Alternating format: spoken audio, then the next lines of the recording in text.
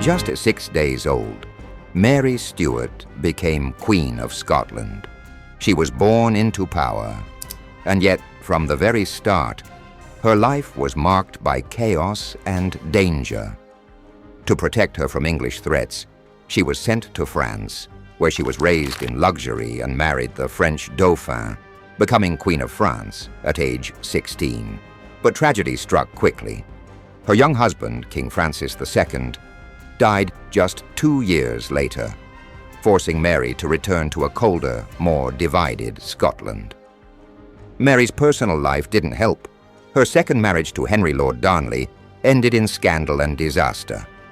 Darnley was murdered in a mysterious explosion, and not long after, Mary married the man many believed responsible, James Bothwell. The outrage was immediate. Nobles rebelled, accusing her of plotting Darnley's death. Captured and forced to abdicate the throne, Mary fled to England, seeking protection from her cousin, Queen Elizabeth I. But instead of finding sanctuary, Mary found herself locked away. Elizabeth saw her not as family, but as a threat. Mary had a strong claim to the English throne. To many Catholics, she was the true queen. And so, for the next 19 years, Mary lived as a prisoner, embroidered in silk and surrounded by servants, but a prisoner nonetheless, a queen without a crown, waiting in a cage lined with velvet. But even from captivity, Mary remained a symbol of rebellion, of Catholic hope, and of royal blood denied its destiny. Mary's long imprisonment was not spent in silence. She remained at the heart of political conspiracies, both real and imagined. To many Catholics across Europe, she was not just a royal hostage. She was a rightful queen who needed to be restored. And to Protestant England, that made her dangerous. Over the years, several plots to rescue her or replace Elizabeth with Mary came and went. But none were more damaging than the Babington Plot. In 1586, a young Catholic nobleman named Anthony Babington conspired with a group of loyalists to assassinate Queen Elizabeth and spark a Catholic uprising. At the center of the plan, Mary, Queen of Scots. If Elizabeth were killed, Mary would become queen. But what Babington didn't know was that he was walking into a trap. Sir Francis Walsingham, Elizabeth's spymaster, was already watching. He had intercepted and deciphered letters written in code between Babington and Mary. These weren't vague discussions. The messages clearly laid out the plot, and Mary's replies, smuggled through beer barrels and coded in cipher, were the final nail in her coffin. Whether Mary truly supported the plan or was manipulated into it is still debated by historians. But the evidence was enough. She had put her approval in writing. The Queen of Plots had finally been caught in one. Elizabeth hesitated. Executing a fellow monarch, especially one of royal blood, was no small matter. It could set a dangerous precedent. But her advisors pushed hard. The country couldn't risk civil war, foreign invasion, or religious rebellion. The decision was made. On February 1st, 1587, Elizabeth reluctantly signed the death warrant. Mary, Queen of Scots, was no longer a political prisoner. She was a condemned traitor, and her execution was just days away. It was the morning of February 8, 1587, at Fotheringhay Castle. Mary, Queen of Scots, rose early. She knew this was her final day. After nearly 2 decades in captivity, the wait was over. Not for freedom, but for the axe. Mary dressed deliberately. Under her black gown of mourning, she wore a crimson-red petticoat, the color of martyrdom in the Catholic faith. Even in death, she intended to make a statement. Her execution would not just be a punishment. It would be a spectacle. She entered the great hall where the scaffold awaited. Around her were hundreds of witnesses, nobles, guards, and officials. It wasn't a private affair. The English crown wanted to prove that justice had been done, that a threat to the throne had been removed. Mary faced her executioners calmly. She forgave them, offered prayers in Latin, and reaffirmed her Catholic faith, defiant to the end.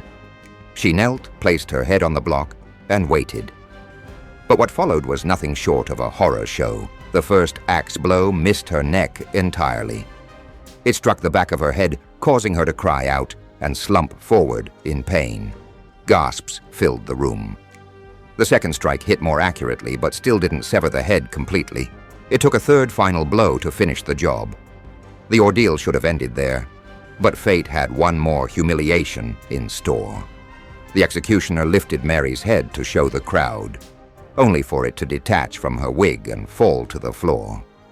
What he held in his hand was just a bundle of red hair. Mary's real hair, thinned and gray from stress and age, revealed her humanity in the most jarring way. Even her small dog, hidden beneath her gown, refused to leave her body whimpering beside the headless corpse.